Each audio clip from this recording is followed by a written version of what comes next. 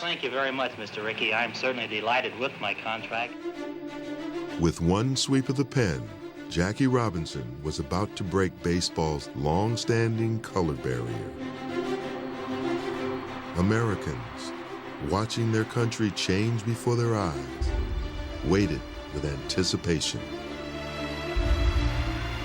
None more so than the generations of baseball players who had built the foundation for this historic moment. Black baseball players, no matter how great, had been exiled from the game's biggest stage. Emboldened by their love of the game, they created their own platform on which to perform, the Negro Leagues. Negro League baseball, all you needed was a bus, a couple of sets of uniforms. You could have 20 of the best athletes that ever lived. I broke every record. Anybody running, Jesse Owens, all of that. I broke every record. We didn't make a lot of money, but we had a lot of fun playing the game of baseball. If you could have saw one of the games, you'd get up right now with your last dollar and go see a game play. It was, a sense of pride.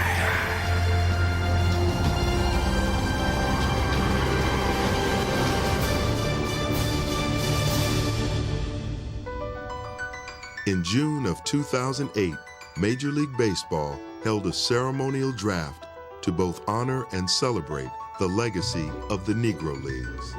There is living baseball history among us today. The people we honor this afternoon helped pave the way toward making our game complete. We just played the game of baseball. I played it because I loved it. I ate and slept it. All 30 big league teams selected a living Negro League player in recognition of both the men themselves and the leagues that contributed so much to baseball. It was beautiful and a wonderful experience to play against Jackie, Satchel, Josh Gibson, all those guys I played against. It was most unfortunate that African Americans couldn't play at that time, but the Negro Leagues did at least allow them to play in big league stadiums and in pretty good competition. So they have my undying admiration. It's a great feeling to know that I'm still thought about, and the Negro Leagues are still thought about. The spirit and history of black baseball lives on in Kansas City at the Negro Leagues Baseball Museum. It's a trip back in time to the early 1870s when emancipated black men first developed their love for the game. Right after slavery, it became very popular among blacks to play this game. It has been always a part of the African American tradition. By the late 1870s, some black ball players began to play in the white leagues, like Moses Fleetwood Walker, who played for the Toledo Blue Stockings in the American Association, a major league at the time. This made Walker the first African American to play in the big leagues. But as the Jim Crow segregation mentality took root in the nation, black ball players were soon squeezed out of these all-white leagues. A gentleman's agreement ultimately banned blacks from playing on white professional teams. There was really no written doctrine of any kind, just a verbalized agreement. By the end of the decade, the barrier is in place, racial segregation is the law of the land, and separate but equal is now the rule. They wouldn't let us play in the major leagues. This was the era of segregation. In the major leagues, 1901 is often considered the beginning of the modern baseball era. But the doors were firmly shut if you were black. Determined to play the game, teams of black ball players began to tour the country on their own. It was called barnstorming, but this business of baseball was not easy. They were succumbing to booking agents and losing money and players jumping from team to team. That's when you saw this idea of pushing for the formation of a quote-unquote Negro Leagues. Enter Andrew Rube Foster, large in stature and impact. Foster was a dominant pitcher in the early 1900s and went on to own and manage the Chicago American Giants. And in 1920, at the same time Babe Ruth was hitting an unprecedented 54 home runs, Foster brought together 8 teams to form the first sustainable black league, the Negro National League. He thought if they organized the Negro Leagues, what would happen, he thought the National League would take a black team and the American League would take a black team. Although that would never happen, the Negro National League would delight black fans for years to come and provide African-American youngsters with inspirational new role models. Babe Ruth was my idol because that's all I seen in the movies was Babe Ruth. But when the Negro League come to town, they would come in, they would be clean, they would be dressed nice. And I said, I want to be just like them. I just wanted to be a Negro Major League Baseball player. Those guys were the epitome of everybody who had any imagination about wanting to be something in life. That sense of pride also held true for the league and its mostly black ownership. The teams drew more than 600,000 fans their first year, quite an accomplishment for a fledgling league. It was a tremendous achievement. Most people are under-financed, under-publicized, but they still went out there, and because of the quality of players they had, they made it a success. And that laid the groundwork for all the black leagues that would follow. The Negro National League remained viable until 1931, when it became another casualty of the Great Depression. But the success of the league was a vibrant example of black entrepreneurship, and that left its passionate followers hungry for more. During the dark days of the Great Depression, Major League Baseball carried on, helping to lift the spirits of the downtrodden. If there ever was a time that I'm going to try to hit a home run, it's sure going to be today, for you boys. Still, the major leagues witnessed a 40% drop in attendance, while the Negro Leagues took an even harder hit and struggled mightily to maintain Rube Foster's vision. Negro League teams continued to barnstorm in an effort to remain afloat, and in the process, they proved their worth against some of the finest that all white teams had to offer. Babe Ruth loved to play against black players, and blacks loved to play against the top-notch whites as well. I had barnstorm out west, and that's why I got a chance to pitch that game against Bob Feller. He had never went to the majors, just out of school, and I beat him. I beat Bob Feller. The world figured that the best baseball players in the world was in the major leagues. To tell you the truth, we won the majority of those ball games. Not because we were better than the major leagues, because he got all-stars on that ball club. These guys could play. But we wanted to prove to the world that they weren't superior because they were white, and we weren't inferior because we were black. The fact that black ball players could go toe-to-toe with their white contemporaries did not sit well with the Major League Commissioner, who was a staunch enforcer of segregated baseball. It kind of got embarrassing when Kennesaw Mountain Landis became commissioner. He said, this can't go on. The major leagues are supposed to be the major leagues, and they're not supposed to be beaten by somebody else. And especially if you're a white man in white America, you don't want to lose it to a black team. So to preserve that image that the major leagues were some special level above everybody else, he tried to curtail the games.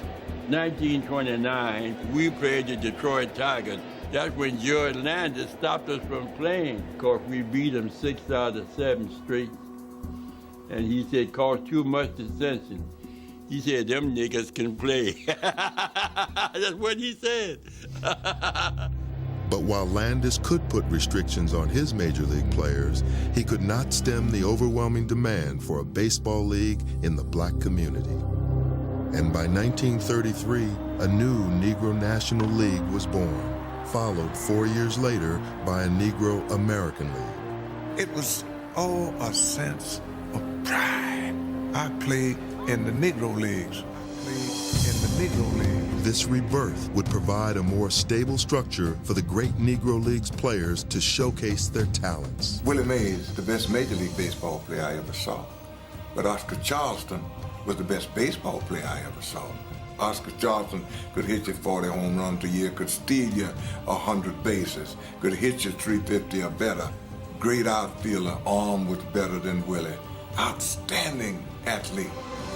There were men in the Negro Leagues whose baseball feats were almost mythical, like the legendary speedster, Cool Papa Bell. I broke every record. Anybody running. Jesse Owens, all of that. I broke every record in running. He beat me running straight, 100-yard dash. But going around the base, I could beat him. I've never seen nobody that could run and play the position like this man could play. If the ball hopped 2 times to the shortstop, throw it back to the pitcher, because you wasn't going to throw him out. Buck Leonard could wake up in the morning before he washed his face and hit you 2 home runs. He was just that good of a hitter. Buck Leonard had great bat control, great eye. You had your work cut out just trying to throw a ball by him. They had a saying that trying to slip a fastball past Buck Leonard was like trying to slip daylight past a rooster. There was Ray Dandridge, Mule Suttles, Judy Johnson, Pop Lloyd. The list of Hall of Fame Negro Leagues players is impressive. But perhaps the 2 men whose legend still lives on in our imagination, even today, are the duo we know simply as Satchel and Josh. I played with the Baltimore Eli Giants, and we had another catcher in the Negro National League, Josh Gibson. In my opinion, the best hitting catcher I have ever seen. He was boyish, and he had charisma. You loved to be around him. Opposing players liked him. Pitchers liked him, even though he'd kill a pitcher, you know. He just was a big, lovable kind of a man. People just they congregated around him because he was that good. How good? The tales of Gibson's prolific home run exploits vary, but he just might have been the greatest slugger of all time, white or black. I am convinced that if Josh Gibson had been playing in the major leagues, could very easily have broken Babe Ruth's 60 home run record. The same aura that Gibson brought to the plate, Satchel Paige took to the mound. I don't know who was the greatest pitcher or who was the greatest ball player, but he was in that category. He is the fastest pitcher. He threw the ball faster than anybody. Nobody threw the ball faster than Satchel Paige. Satchel was not only the best pitcher of the Negro Leagues, he was really the greatest superstar. Everybody in America knew Satchel, not just people who watch Negro League baseball, but white fans too. If nothing else, Satchel was probably the most colorful showman in any sport, and this was never more evident than in one of his classic confrontations with Gibson. Satchel said, "You know what, Josh? I believe you're the best hitter in the world. I know I'm the best pitcher in the world. We're going to see just who's the best." With a runner on first in the 9th, and with Gibson still 2 hitters away, Satchel proceeded to delight the crowd. Satchel said, "I'm going to walk Easterling, I'm going to walk Buck Leonard, and I'm going to pitch to Josh." I said, "Oh, man, don't be facetious." And with the bases now loaded, the duel got underway. "I'm going to throw you some fastball. I'm not going to try to trick you." Boom, strike 1 by right there. "I'm going to throw you another fastball, but it's going to be a little faster." Bam! Strike 2, belt high. He said, "Now, Josh, I'm not going to throw any smoke at your yoke. I'm going to throw a pea at your knee." Boom! Strike 3, threw that ball knee high, about 100 miles fastball. Josh didn't move the bat. The ball game was over. He walking off the diamond. You know, Satchel 6'4", stretched out like 7 feet tall. I'm walking with him. He said, "You know what, Buck?" I said, "What?" He said, Nobody hit Satchel's fastball. That was Satchel." Game 1 of the '75 World Series witnessed a reunion between Boston pitcher Luis Tiant, a Cuban expatriate, and the father who had never seen him pitch in the major leagues. Great emotional moment when the Tiant family arrived. Louis just broke down. In that moment, I have my dream coming true for me. Luis couldn't help but be overcome with emotion, for his father was an all-star pitcher in the Negro Leagues and was determined that his son not follow in his footsteps. When you're a kid and your father tells you, "No, you don't do that," you know, you kind of feel strange. I said, "What's the matter with him? Why he don't want me to play?" He did that, but he don't want me to play because of what he go through. Louis Tiant's father, when he pitched to the Negro American League, he said he had a tough time here in America. He didn't want his son to go through prejudice that he had gone through. Tried to discourage him. And now he got to see Luis pitch a Game 1 World Series victory in the major leagues. Louis Tiant spins It's a 5-hit shutout. Your father and mother from Cuba have come a long way, and they have seen you pitch some marvelous ball games, and they must be extremely happy, especially your dad. I believe he has to be happy, more than I am right now, really. It was a bittersweet moment for Luis, for he thought about his father and the many others who never got this chance. To me, it's sad. They never have the opportunity to play in the big league and show what they can do. And not only him, everybody, all of the Negro players. Like Martin Diego, who didn't get to play in the major leagues because of the color of his skin. Yet fellow Cuban Adolfo Luque was light enough to play 20 seasons in the majors and in 2 World Series. Martin Diego is reputed to have been the best ball player of all time. In the Negro Leagues, he would play center field and then come in and pitch. He could play everywhere. He was black, as opposed to Luque, who was white, so he did not get the chance to play in the major leagues. It didn't matter what country you were from or what language you spoke. All that mattered was the color of your skin. And if your skin was too dark, well, playing baseball wasn't easy. Baseball as a whole was a tough life because the way we were treated. Sometimes we go 3 and 4 days without being able to take a bath because you couldn't get no room, sleep in the bus 3 and 4 nights. You had to stay to yourself like you was an animal. A lot of times, folks assume that these athletes, during the midst of the ugliness of American segregation, were experiencing hardship because they didn't have the resources to stay in the hotels and eat in those restaurants. No, that was not the case. It was more to do with the fact that these establishments wouldn't allow them to come in. It didn't matter whether or not they had money or not. You knew you had to go in the back of the restaurant in the South to get your hand out for food, so you did it. First thing they do, someone will come to the door and says, you fellows got to go around to the back door to get your food. We would do that, bring it out to the bus and eat it. Eat your lunch on that bus and then get out and play a doubleheader. There's a lot of hate down there on both sides. And it was rough down there for all of us. We was in a little town down in Georgia, and the sheriff came in. He says, not going to be no ball game tonight. She's going to have a Klan meeting. So a fella asked, what you going to do? I went and got on the bus that I got off of and got out of town. I went in some towns in Indiana, in southern part of Illinois, where they had signs up on the railroad station, nigger read and run.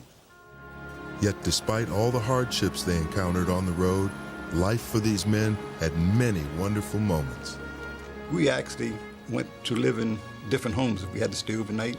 And the black people in the community, they took us in, and we had the greatest food in the world because they were the greatest cooks in the world.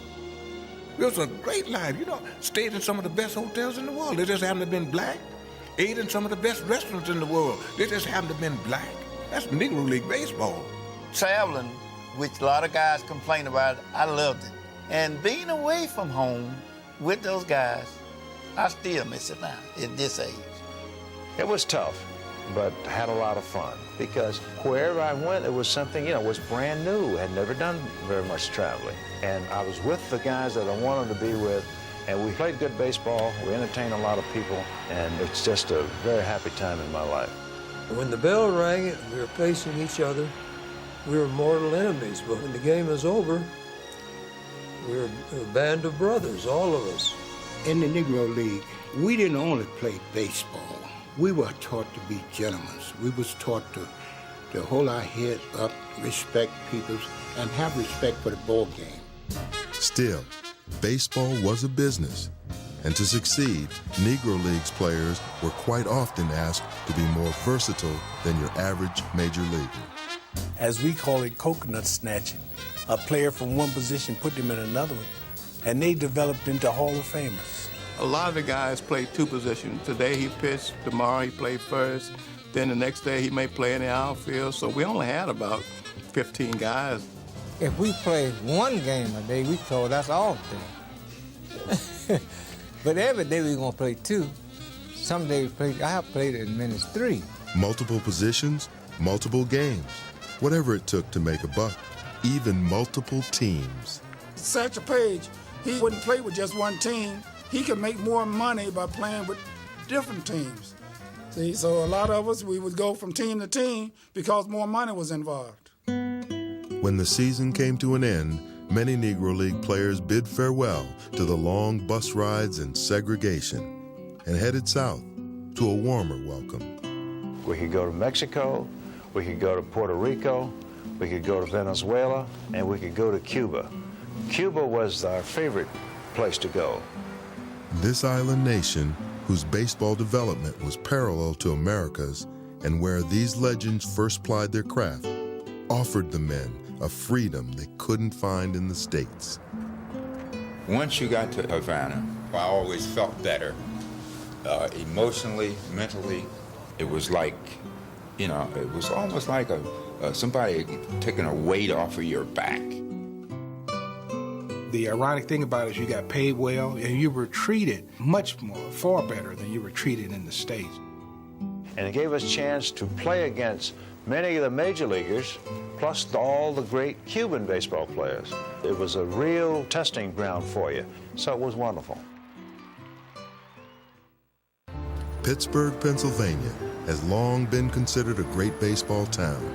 It can claim 5 World Series titles. It was the home of the great one, Roberto Clemente.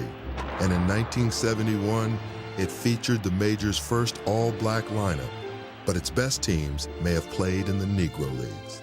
For a time there in the 30s, Pittsburgh had 2 of the best teams in America, the Homestead Grays and the Pittsburgh Crawfords.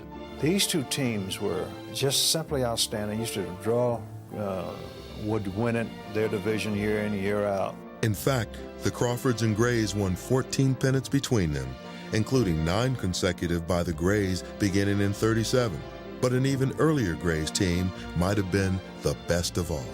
Yeah, the best team ever played on in the Negro League was 1931 Homestead Gray.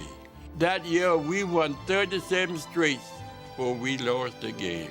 That team had 5 Hall of Famers on it: Oscar Charleston, Judd Boojum Wilson, Smokey Joe Williams, Willie Foster, and the great Josh Gibson. That, to me, is not only one of the greatest Homestead Grays teams of all time, but one of the greatest teams in baseball history. The Crawfords, an emerging power in the Negro National League, didn't have to look very far for their talent. The Crawfords pretty much, when they got going good around 1932, they basically took the nucleus of the Grays team from 1931. The man who raided the Grays was Crawford's owner, Gus Greenlee. He wanted to build a powerhouse of his own and decided that some of the Gray stars could help make that dream a reality. 5 future Hall of Famers playing in their prime at the same time, in the likes of Oscar Charleston and Judy Johnson, Satchel Paige, Cool Papa Bell, and Josh Gibson. And of course, Gus Greenlee had gone out and literally bought the finest talent that money could buy. The Pittsburgh teams were an important part of their community, and Greenlee, who made his fortune in the illegal numbers racket, proved to be a shrewd innovator. He was influential. He had a lot of money. He invested that money back into his baseball team. For a black man in that era to be able to build his own ballpark, you know, paid essentially, I think, about $100,000 in the early 1930s, and then to control your interest in your baseball team and the resources that were being generated made a big, big statement that I think a lot of people took notice of. Greenlee knew that fans were the key to success, especially in the Depression era. So he and his fellow owners constantly sought new ways to fill their ballparks. We had interleague play. Oh, we had interleague play in the 20s. We would go east for 2 weeks and play the teams in the east, and they would come west for 2 weeks and play so the people could see all of the baseball players. Night baseball was another black invention. The first major league game was in 1935 in Cincinnati, but the Kansas City Monarchs started playing night games in 1930. The mastermind behind night baseball was J.L. Wilkinson, the owner of the Kansas City Monarchs, another of the more successful franchises in the Negro Leagues. One of the few white owners in the league, Wilkinson gambled on portable light towers that were able to bring night games to fans everywhere. They've played the first night game in St. Louis, the first night game in Detroit, Pittsburgh. So some of the white owners said, hey, that's a good idea. You know, look, they get a pretty good crowd here at night. It was a major asset to them in terms of restoring some of the financial strength and stability to their team and to black baseball. The excitement generated by the Negro Leagues grew so much that some teams sought out bigger ballparks, major league parks, which they rented when those teams were on the road. White owners in New York and elsewhere said, well, this is a good way to make money. We're on the road, you know, we'll rent our stadium and we get a cut in the profits. I hit a home run in Yankee Stadium the first time at bat. And that was one of the most outstanding things that I've ever done while playing baseball. Polo Ground was so big, and with so many people, I felt about 2 inches high. So Negro League players could now play in big league parks and even help fund them, yet still couldn't play in the major leagues. But the concept of integration was gaining momentum. You see, during that time, baseball was king. The white people that came to the game, they kind of spread the word around, said, these guys can play. Come on, let's go out and see these guys play, you see? So we developed a following among the white people, too. It was a marriage that benefited both partners when the whites opened their stadiums to the blacks. It was good for both of them, but I think finally the whites realized, gee, we can even make more money if we hire some of these guys to play for us. Owners like Clark Griffith, who owned the Washington Senators, who is believed to have tinkered with the notion of signing the likes of Josh Gibson and Buck Leonard because he was watching the great Homestead Grays play in his ballpark there in D.C. I asked him why it was that he didn't attempt to sign some of them, because there was a saying in Washington at the time, first in war, first in peace, and last to the American League. And Clark Griffith told me that there were too many white ball players from the deep South who played in the major leagues and who would resent the presence of these black ball players, and it'd be constant confrontation. There was never any doubt about these athletes' ability to play the game. It was simply the social conditions of our time and fear. And I think those owners were not willing to risk being ostracized to try and pull the plug and make this happen.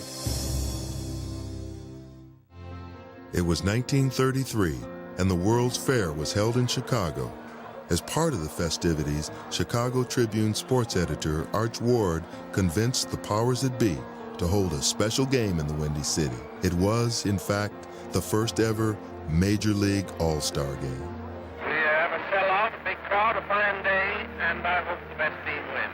Major League Baseball's All-Star Game started in 1933. The East-West All-Star Game debuted that same year. It's called the East-West Classic, the game that was played between the best stars of the East and the best stars of the West.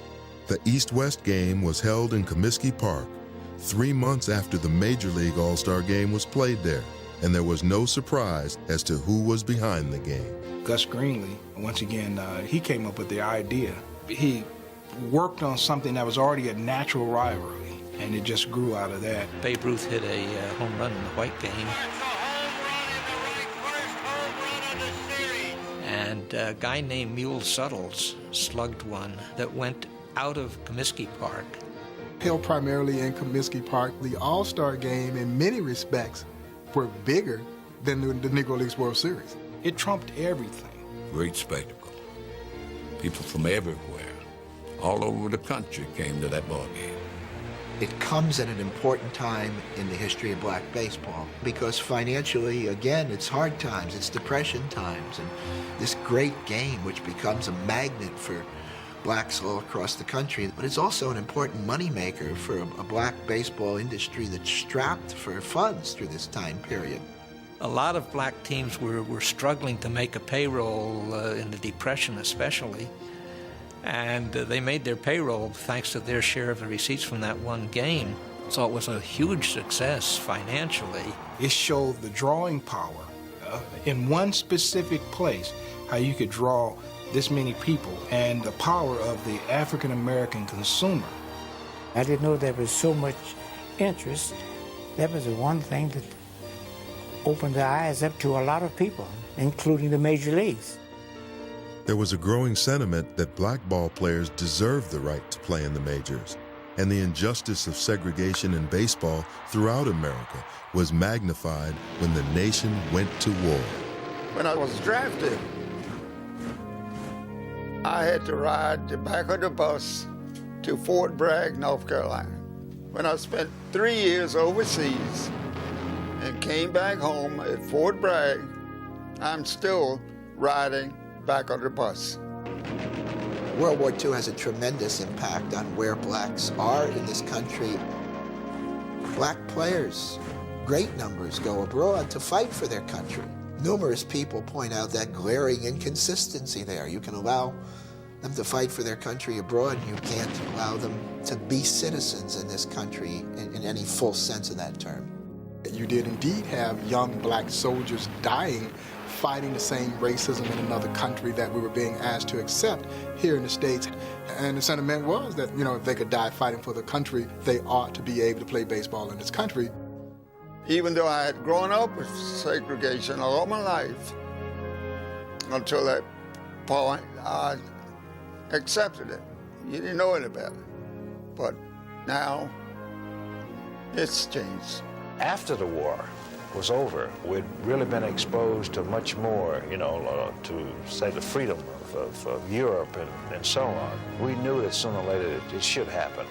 The mindsets were starting to change as the times started to change. And so this made it that much more pertinent, and I think that much more prevalent, that we needed to do something about America's so-called national pastime.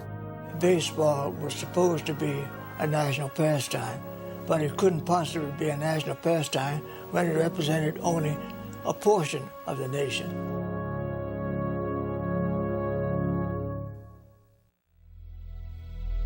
Kennesaw Mountain Landis made a public statement.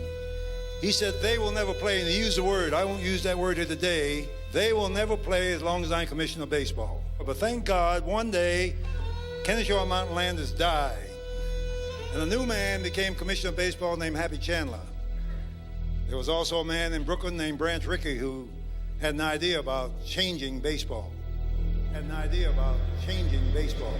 very first move I made when I came into Brooklyn was to investigate the first problem in the employment of Negro, and that was the approval, the support of ownership. I don't know if you believe in divine intervention or not, but there was certainly something very profound and certainly something divinely inspirational about those forces coming together and coming to one accord. And I felt that if the right man, not to exploit a sociological problem, but if the right man and ability on the field. He was actually going against the grain of American fabric and bringing an African American into baseball. And with control of himself off the field. If I could find that kind of a man, the American public would accept him. Rickey found that man on the Kansas City Monarchs, a rookie shortstop named Jack Roosevelt Robinson. I remember Mr. Rickey talked mainly about all the people who are going to be anti. So we're going to have some people on our side, but we really are not going to have very many allies. And you've got to turn your cheek at every opportunity. You want to know whether I can do it. And I want to know whether he's looking for somebody who's afraid to fight back. And his answer was stern. I'm looking for somebody with guts enough not to fight back. Jackie accepted all of Ricky's terms, and in '45, he became the first black man in the 20th century to sign with a major league team. Thank you very much, Mr. Rickey. I'm certainly delighted with my contract. Jackie's signing sent a ripple of reaction throughout the Negro Leagues. When he broke the color line, there was 100 black ball players that they could have used just right along with him, equal or better. So I was a little worried about whether Jackie would make it, because I didn't know whether Branch Rickey had signed Jackie to say, well, we gave a black ball player a chance and he didn't make it. When he was first signed, we were a little envious. We said, well, we sure wish that they'd signed us, they signed me. And each one of us said that. It's a whole lot of Negroes that are ball players in him, but you didn't have the character of the thing that Branch Rickey wanted. Even though another guy might have had a higher batting average and whatnot, might have been better qualified in that respect, Rickey felt that he was the best one to be the first, to be the pioneer. Because he had experience in interracial competition at UCLA, and also he had military discipline, and he was engaged to be married, which was one of the most important issues of the whole thing, because in those days, there was always a fear in the white community that a black man might create an undesirable union. Jackie spent the 46th season with the Dodgers AAA team in Montreal, where his phenomenal play would earn him a trip to the majors the following season. And on April 15, 1947, the Great Experiment, as it was called, got underway. It was an experiment in every sense of the word. Nobody knew if Jackie would succeed. He was sort of placed into this laboratory of Major League Baseball, and he was the new element, and the new element was going to stir things up. That was going to change the whole dynamic of the game. And he did just that from the moment he stepped onto the field. He took Negro League baseball to the Major League. He took that excitement. The ball never got out the outfield and he could score. Bunt the ball, first base, steal second, steal third, steal home. Exciting. And with Jackie, you can't leave the ball game because he might do something you've never seen before. And Jackie did so under intense scrutiny and in the face of racial hatred, venom that no professional athlete had ever experienced before. A lot of people couldn't have took what he took. Had a hard time, but he played like hell after he got up there. He could ask no more. His performance was remarkable and would earn him the first ever Rookie of the Year award. If Jackie had failed as a player, that whole social experiment would have collapsed, and who knows when it would have been resurrected again.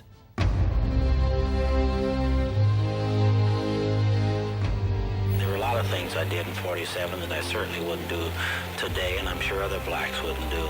But you had to swallow a lot of pride in things, but they were degrading, and they hurt a great deal. Jackie Robinson, that was the beginning of the Civil Rights Movement. That was before Brown versus the Board of Education. That was before Sister Rosa Parks said, I'm not going to move in the back of the bus today. Martin Luther King was a sophomore at Morehouse at the time. That started the ball rolling. This is America at its best. He wasn't only a baseball player. He was born for what he was doing. Jackie realized that he wasn't taking all these hits for himself. He was doing it for the rest of the guys that was going to come behind him. Like Larry Doby, who joined the Cleveland Indians later in 47, the Great Experiment had succeeded, thanks to Branch and Jackie. When Mr. Rickey gave Mr. Robinson the opportunity, and we all thought that it would be a good opportunity for us. Not only me, but Josh and Satch and all the rest of those guys. Every Sunday, they would get a paper at my house, and the paper would say Joe DiMaggio, Ted Williams, and Stan Musial. And I was always saying, what happened to our people? Why can't we have somebody on the page that I can really look up to? That changed, of course, in 1947, beginning with Jackie Robinson and Larry Doby. Finally, aspiring young black ball players had someone they could identify with in the major leagues. I was probably the first Afro-American to hit a home run in the World Series. You see, a lot of people thought because you play in Negro Leagues, you couldn't play in Major Leagues. They forgot about the fact that if you have ability, it doesn't matter what league. Satchel Paige drove that point home in 1948, when at the age of 42, he went 6-1 to help the Cleveland Indians win the American League pennant and the World Series. Still, it was the twilight of his career. I felt sorry for the people that didn't see him. They saw an old man who could still win in the major leagues. They didn't see Satchel when Satchel was Satchel. There's no doubt about it. He was absolutely phenomenal. It's just too bad that the racial barriers broke down so late in his life and then obviously in my life. Jackie, Larry, Satchel, and others proved that black ball players could certainly be successful in the majors, but so many talented men had missed out. It's frequently said that great players were left behind when Jackie breaks the barrier, and they were. If they had started, say, 10 years sooner taking the black players, they would have gotten Gibson in his prime, Satchel Paige in his prime, Leon Day and Ray Dandridge and Willie Wells and Cool Papa Bell. You can just go on and on. There might have been 20 guys that have been real stars right away. We were just hoping that they would sign enough players out of the Negro Leagues so that all of us could keep playing baseball. A lot of the players that were left could have made the major leagues, but at first they had a quota. 2 guys, so they could be roommates. If you had your 2 or 3, you didn't want to overdo it. You had to be an exceptionally good black ball player to make it. I was fair and good, but nothing exceptional. But now the door was open, and young black men who truly were exceptional got the chance to showcase their skills. And in the 9th spot in the order, pitching the brilliant Joe Black. My first year in the minors, I had a losing record, but I went to Cuba and I was the first pitcher to win 15 games in the Winter League. Billy Herman was the coach. He kept telling the Dodgers, better take this guy to spring training. Strike 3. Everybody was a little timid and fearful of seeing a black player in the locker room, you know, at Wrigley Field, and so I just kind of softly walked my way through. We still couldn't stay in the hotels together, so go to the ballpark, enjoy yourself, play ball, go back, have room service, and move on. I never had an idea I would ever play in the big leagues. It was an honor to me just to put on the Dodger uniform in the Dodger clubhouse. This is my prize of my baseball career. The most valuable player of 1951. When Campanella won his second MVP award in '53, it marked the first of 7 straight years in which former Negro League players were named the National League's most valuable player. These young men were some of the best the game had ever seen.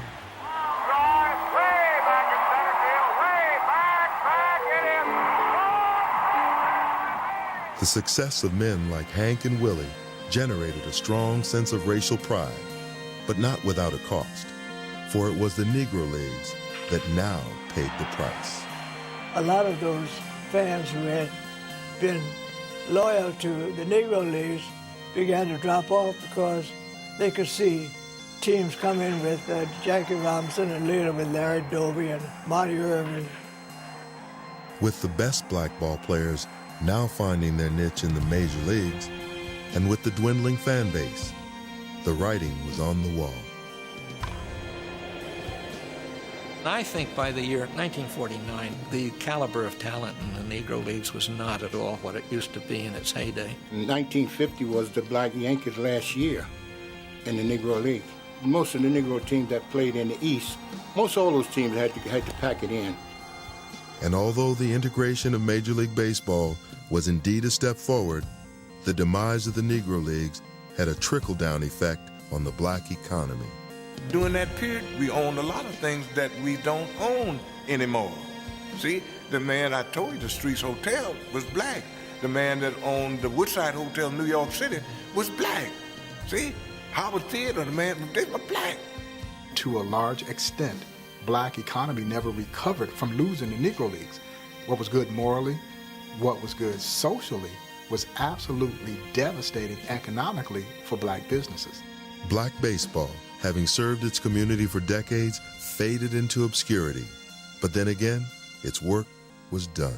For all practical purposes, the league, what it had started out to do, had pretty much achieved, which was to make sure that ball players were able to play at the highest level. There's no shame in the fact that it did not last. Baseball gives every American boy a chance to excel, not just to be as good as someone else, but to be better than someone else. And I hope that someday the names of Satchel Paige and Josh Gibson in some way can be added as a symbol for the great Negro players that are not here only because they were not given a chance. When a man like Ted Williams said they should be here, that made all the difference in the world. And then all of the sport writers and everybody, they started studying the history of the Negro League baseball. It was a forgotten history. Oh, it was remembered by the people who treasured it most, by the players who played, by their families, by black fans who had a memory of. But in terms of baseball history, it just wasn't there. It was gone. Ted Williams did not have to do that, but he understood again just how talented these athletes were. Ted's words served as a catalyst and led to the Hall of Fame enshrinement of some of the Negro League's greatest stars. It's no surprise that Satchel Paige led the way as the first of more than 30 inductees. So I will say this again. I am the proudest man on base. I made it from the cornfields of Virginia to the Hall of Fame. I love the game of baseball, and today look like baseball loved me. That's the greatest feeling anybody could ever have. In the 60-plus years since Jackie Robinson broke the color barrier, Major League Baseball has become the stage for the best baseball players in the entire world. The road Jackie paved will never be forgotten, for his number has been retired from the game.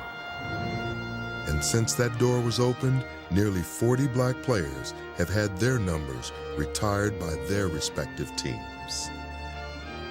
This is something that was looked upon as impossible. Not improbable, but impossible.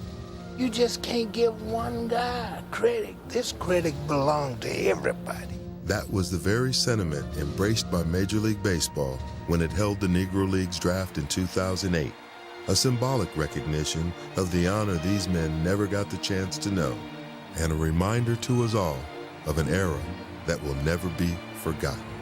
In the 2008 Major League Baseball Special Negro Leagues draft, the Arizona Diamondbacks select a pitcher from the Kansas City Monarchs, Bob Peachhead Mitchell. The Cleveland Indians select a catcher from the Chattanooga Choo-Choos, Houston and New Orleans Eagles, Otha Lilcatch Bailey. Baltimore Orioles select from the Baltimore Elite Giants, Bert Simmons. My grandchildren, I'll leave this legacy to them. We had some guys that know why they picked me. Well, why not? I was a good ball player. That's what I'd always dreamed about, like every other black player around San Diego. It's a great honor, I'd say, to be here. Well, yeah, this is a great honor, but I just wish it had come a little sooner. I said to myself, I just wish that I had been drafted like in 1940, 41 or something like that. I never told my kids I played in the Negro League. I didn't want to play in the Negro League because I thought I was good enough to play in the Major League. The Chicago Cubs select Walt Owens. I was really ashamed for a long time, and I'm even more ashamed that I was ashamed now. So now I promote it, I teach it. This, to me, is one of the greatest stories of hope. It is one of the greatest stories of pride and perseverance, and unfortunately, it has not yet been fully documented in the pages of American history books. It means so much to baseball, and then it means so much to the kids that will get a chance to know what happened years ago, what the Negro League was all about, and what great baseball players come from that league. It was one of the greatest experiences that I've ever had playing in the Negro League. If you could have saw one of the games, you'd get up right now with your last dollar and go see a game played. And we was helping everybody in America. The Negro League helped everybody in America. It was just a privilege to play Negro League baseball. It was pride, yeah.